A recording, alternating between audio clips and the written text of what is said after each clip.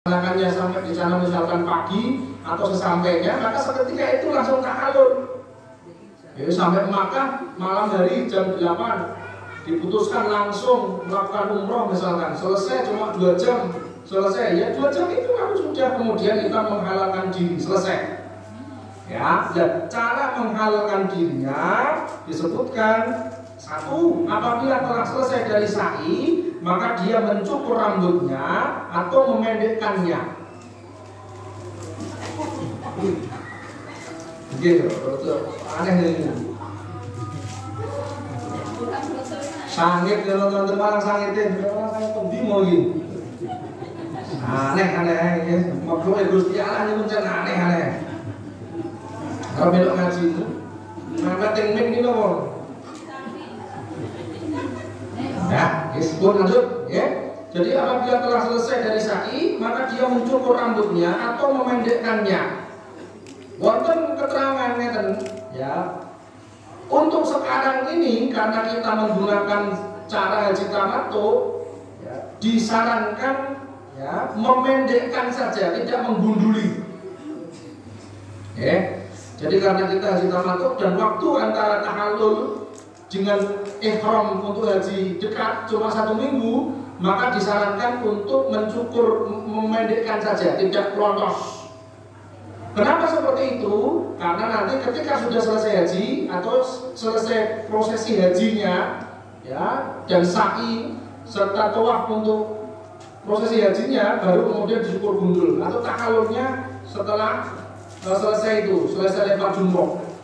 Ada prosesi nanti tahallul yang kedua. Ya.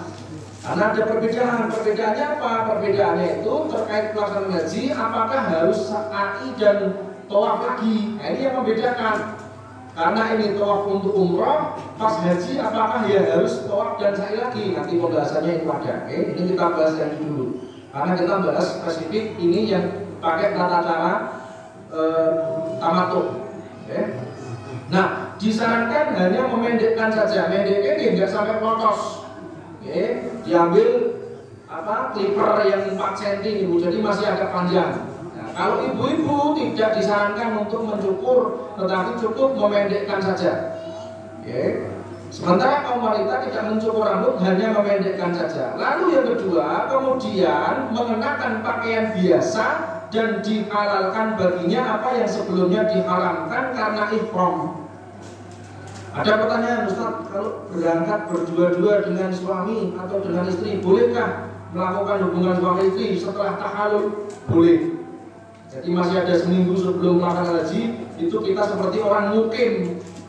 Pakai baju biasa, walaupun jalan-jalan kemana, cah ngomong itu udah nongkrong di ngarep. Dulu ada namanya toko Rado, di depan tower Tauhid atau tower apa ini? Nonton mall depan Masjidil Haram itu ada tempat basketnya anak-anak muda.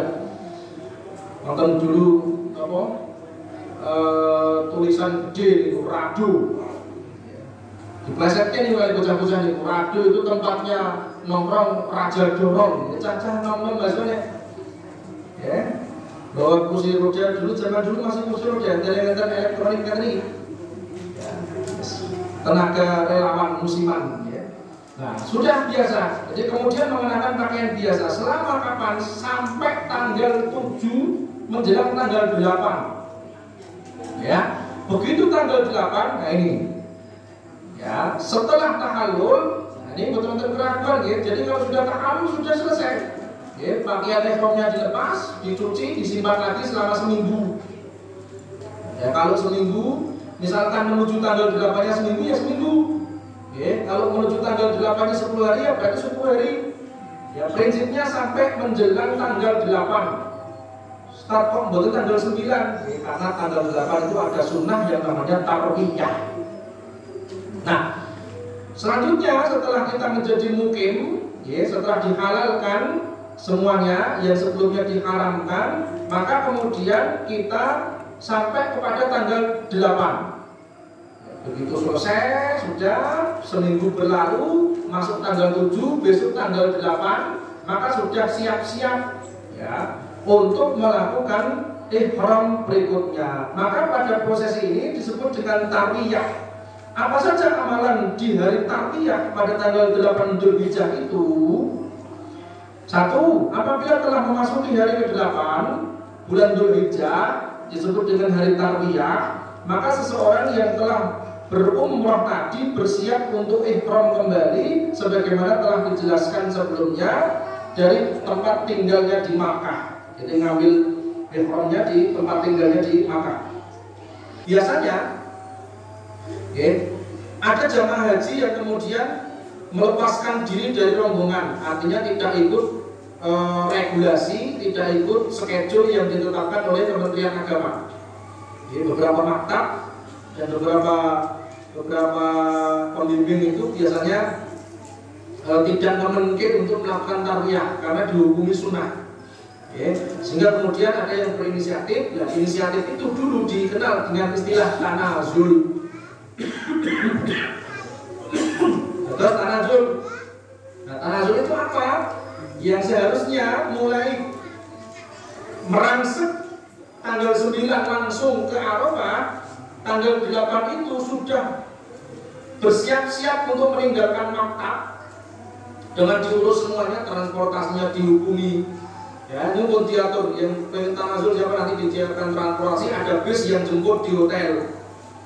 Jemput di hotel tanggal 8 pagi, jam 8 biasanya pada subuh itu pun mulai siap-siap. Jam 8 itu sudah di order untuk segera turun. Nanti jam 8 kumpul di koridor hotel, maka bisnya sudah siap menunggu kita untuk memberangkatkan ke Mina. Nah, pada tanggal 8 itu semuanya jamaah yang niat tarwiyah sudah pakai ihram semuanya, sudah membawa perbekalan baju yang akan digunakan atau apapun yang akan digunakan selama perjalanan sampai tanggal 9, sampai tanggal 10, sampai tanggal 11, sampai lepas jumroh selesai. Itu dibawa semuanya.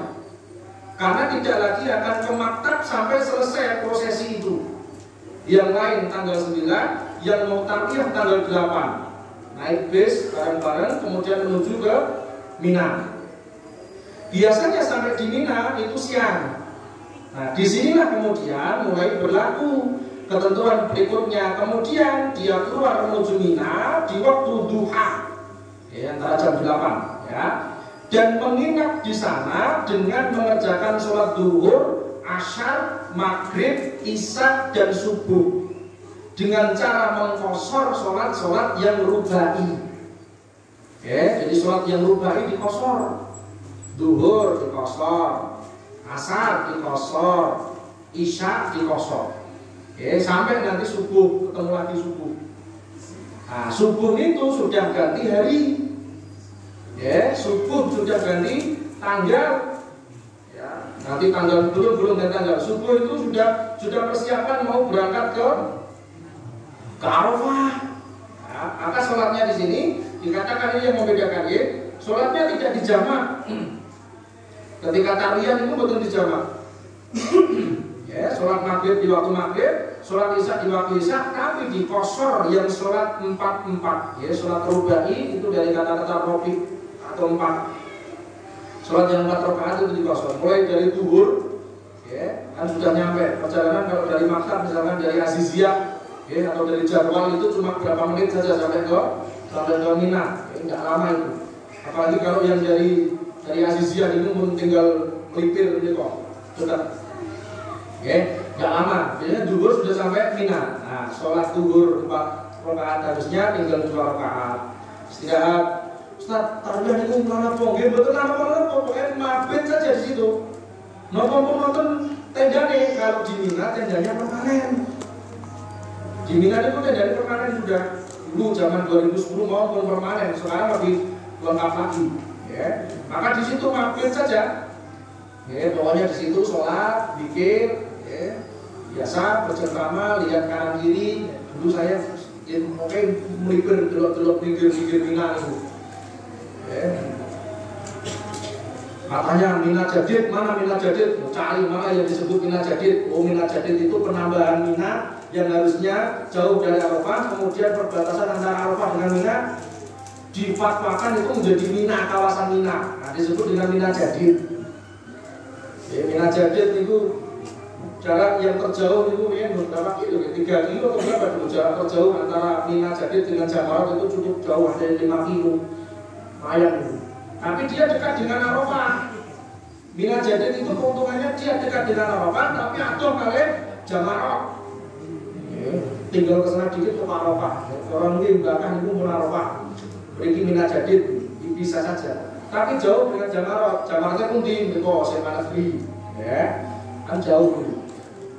Atau Meko Jamaratnya SMP 1 Ngaringan, Meko Jamaratnya Mina Jadidnya sini, nah, jauh sekali ya. Nah, sholat duhur 2 rakaat, lalu masuk sholat asar 2 rakaat ya, sholat maghrib 3 rakaat, sholat isya 2 rakaat, kemudian sholat subuh 2 rakaat. Nah, setelah sholat subuh ya, mulai nanti setelah sarapan ya, ya, mulai matahari terbit, kesini nyantai-nyantai, persiapan menghubungi bis lagi ya, yang akan mengangkut ke Arafah. Nah, begitu ganti tanggal 9, pada tanggal 9 mulailah kemudian proses wukuf di Arafah. Nah, sebelum kita wukuf ke Arafah, bagaimana kabar dengan yang tidak tarwiyah? Nah ini yang tidak tarwiyah itu sama-sama berangkatnya tengah malam. Yang dulu ngeten prakteknya itu. Dulu yang tidak tarwiyah itu berangkatnya tanggal 8 malam 9. Ya, yang tidak tarwiyah itu berangkatnya tanggal 8 malam 9. Ya, tanggal kalau hitungan apa? Komariah ini kan tanggal 8 besok berangkat, misalkan besok tanggal 8 kan hari ini sudah pindah tanggal 8. Ya, jadi maghrib ini sudah masuk tanggal 8. Gandeng malam-malam tidak mungkin ya, biasanya pagi harinya baru berangkat ya, jadi pagi harinya baru berangkat. Sebetulnya maghrib di Mina itu sudah pindah tanggal 9 ya, karena maghribnya tanggal 8 itu kita masih di maktab. Maghrib tanggal 8 itu kita masih di maktab ya, kemudian tidur di maktab semalam ya, siang harinya baru kemudian kita berangkat. Subuh itu dan duha itu baru kita berangkat. Berarti kita masih punya temu tanggal 8 itu setengah hari ya, mulai dari jam 8 pagi sampai maghrib di Mina itu kita ketemu tanggal 8. Begitu sholat isya itu sudah masuk tanggal 9 ya. Begitu sholat isya itu kita baru tidur di Mina itu sudah setengahnya tanggal 9 sudah selesai. Tanggal 8 sudah lewat ya, tanggal 9 isya itu sudah masuk, maghrib sudah masuk tanggal 9. Nah, sing boten tarwiyah biasanya tengah malam ngoten niku kita sedang tidur dia di Mina, jamaah haji yang tidak tarwiyah langsung dilansir menuju ke Arafah. Karena transportasinya sulit ketika itu, antrinya banyak, sama-sama berangkatnya itu sama-sama berangkatnya sebelum siang hari Arafah, itu sudah yang tidak tarwiyah langsung ke Arafah tengah malam itu tanggal 9 ya, tanggal 9 pada isya itu mulai. Jadi ada yang tengah malam itu sudah sampai di Arafah ya, ada yang sholat subuhnya itu sudah di Arafah ada ya, tanggal 9 di Arafah ya, tanggal 9 Arafah tapi malam ya, tanggal 9 malam. Nah, gimana?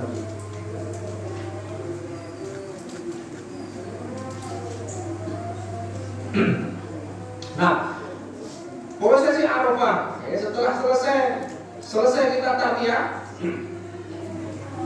tanggal 9 dini hari kita masih di Mina ya, tanggal 9 subuh itu kita masih di Mina.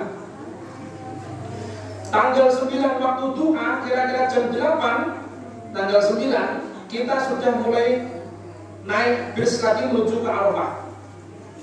Nah, diperkirakan nanti sebelum duhur sudah nyampe di Arafah, karena prosesinya dimulai sebelum duhur. Nah, disebutkan di sini kegiatan ketika wukuf di Arafah apa saja.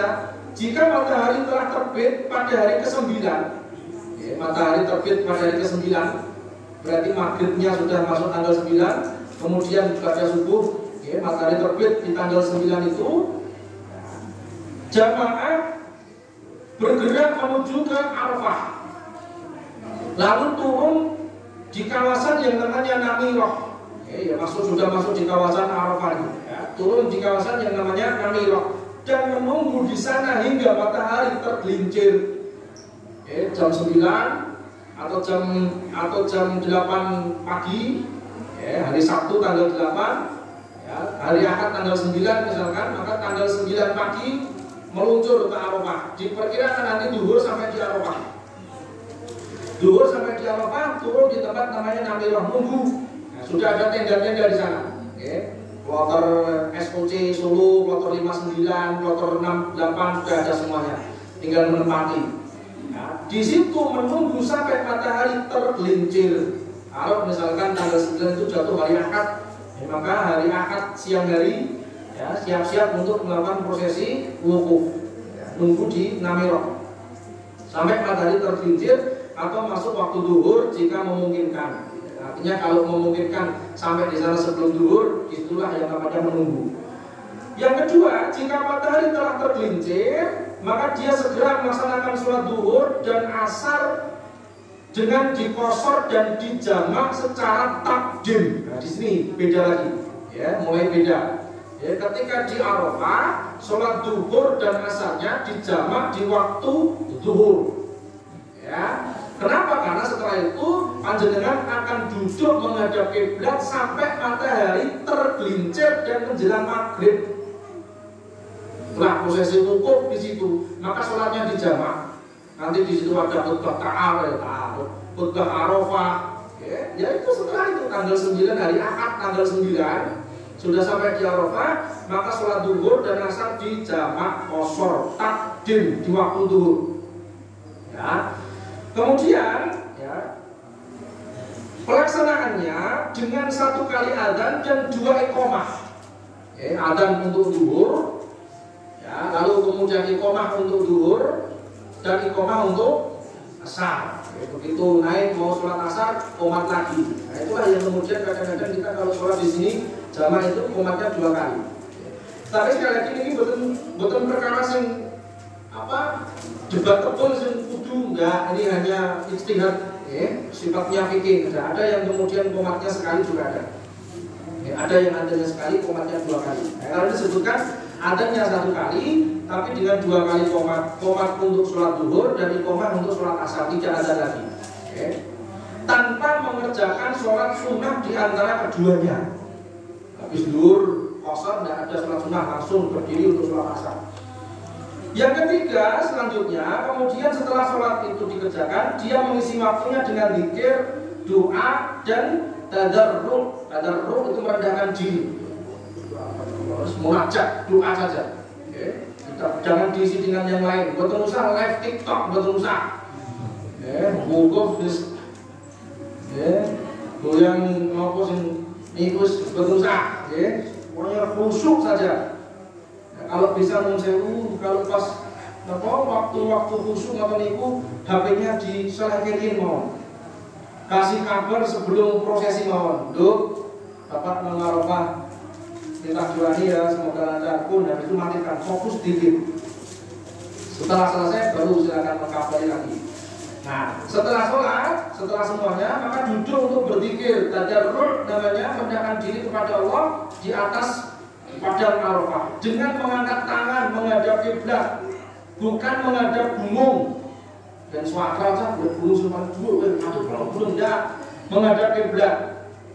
Dulunya menghadap kiblat, sudah ada nanti ansar-ansar arah kiblat itu menonton budi, tulisan budi arah kiblat. Ya, menghadap kiblat. Duduk tadarruk, zikir menghadap kiblat dan bukan menghadap gunung.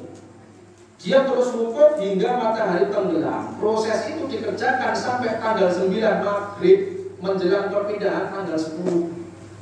Jadi begitu tanggal 9 maghrib, begitu pada maghrib kan sudah pindah tanggal 10 itu. Begitu selesai, pada maghrib itu matahari selesai, sudah prosesi haji selesai. Al-Hajju Arafah. Haji itu ya wukuf di Arafah. Selesai. Kalau sudah selesai, apa yang harus dikerjakan? Apabila matahari tenggelam, maka dia turun dengan tenang dan perlahan-lahan menuju ke Musdalifah.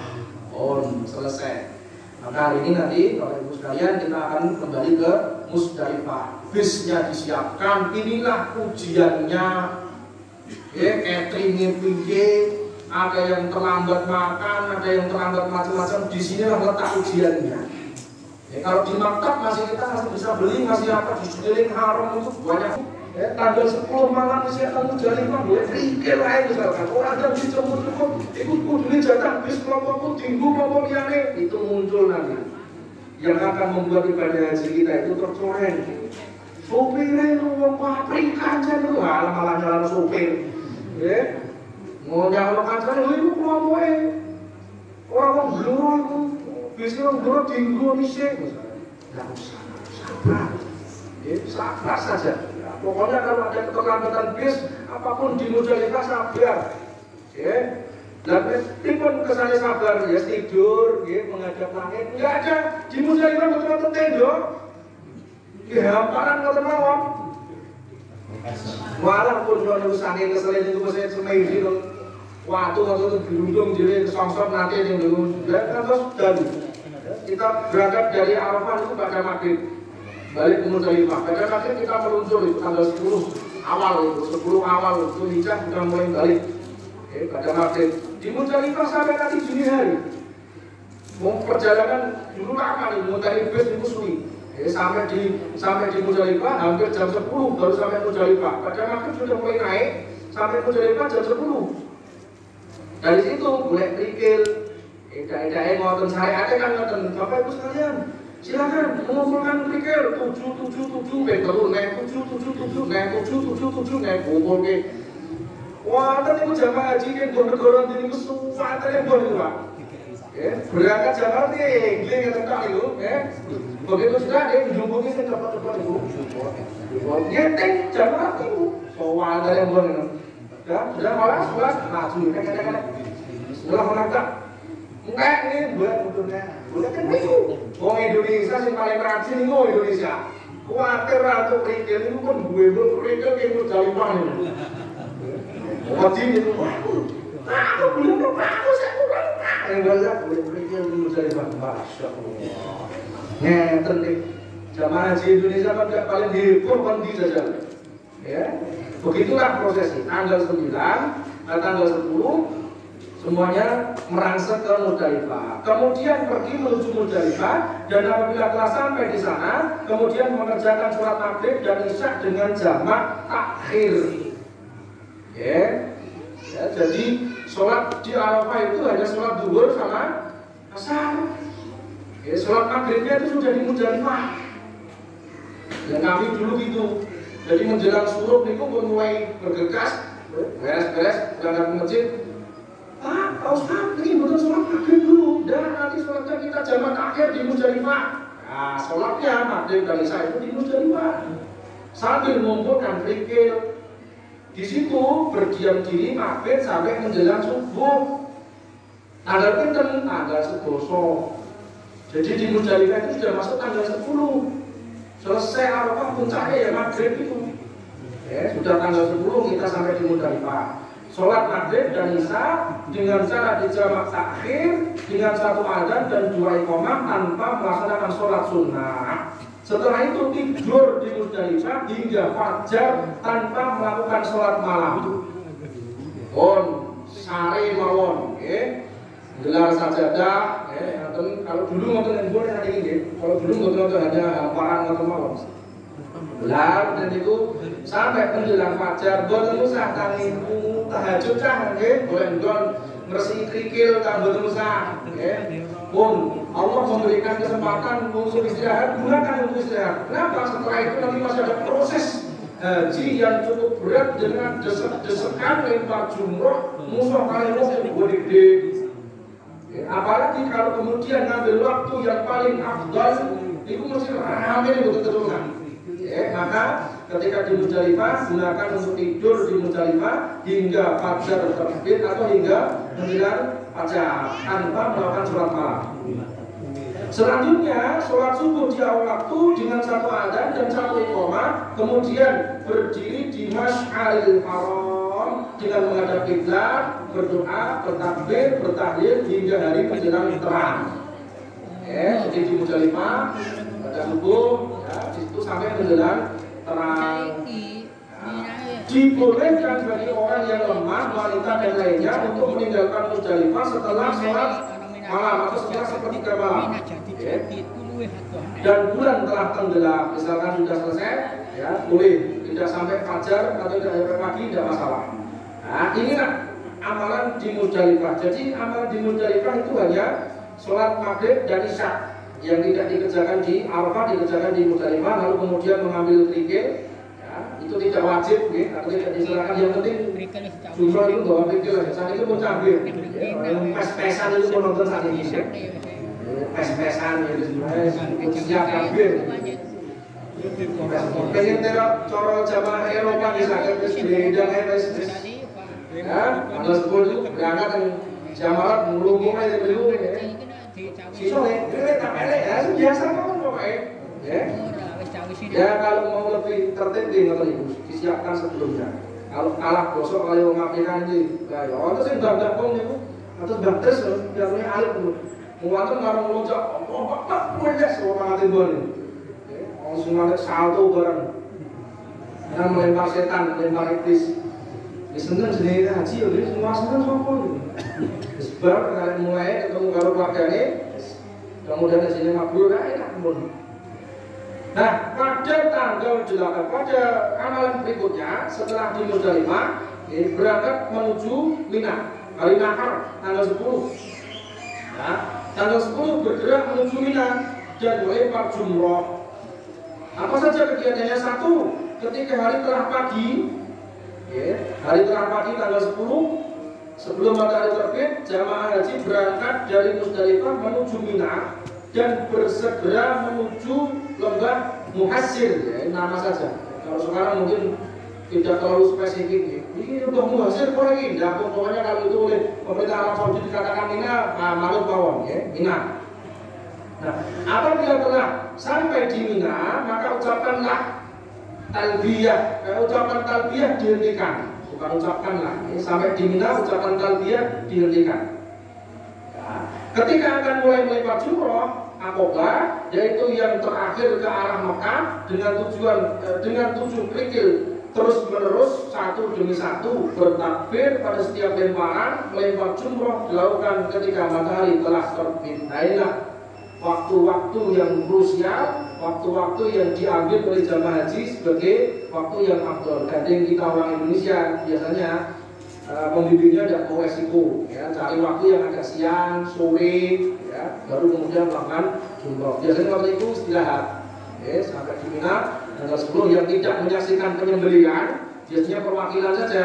Kalau monggo saya maju direct menyaksikan penyembelihan hewan kurban, ada yang diajak ke penyembelihan. Oh, terus betul nama mau istirahat Pak. Istirahat sampai nanti prosesi lempar jumroh tergantung pemilihnya, bisa agak siang atau bisa sore. Abdulnya yaitu pas waktu duha itu. Saya Bapak Ibu yang dirahmati Allah Subhanahu wa taala, gambaran tanggal 10 baru satu kita ulaskan. Pertemuan akan datang kita lanjutkan apa yang harus dikerjakan. Istilah-istilah ada nafar awal, ada nafar sari, ya itu kita akan bahas pada pertemuan yang akan datang. Bagaimana gambaran jumroh, ya, lempar jumroh berapa kali, ya, apa saja namanya, insya Allah prakteknya minggu depan. Ya, jadi langsung jadi kaji kok dengan minggu depan, ya. Tapi ini kaji dan lagi simulasi saja, maka kita tunggu dulu. Itu yang orang baik, ya. Enak kan? Kaji itu enak, ya. Simulasi, gambaran. Besok praktek nyatanya ketika sudah semuanya dapat kuota berangkat haji. Amin Allahumma amin. Kami mohon maaf, aku lupa ya, astagfirullahaladzim, waalaikumsalam muslimin, alhamdulillah, wastaghfiruh, innahu ghafurur rahim, ghafurur rahim, wa rahim. Assalamualaikum warahmatullahi wabarakatuh.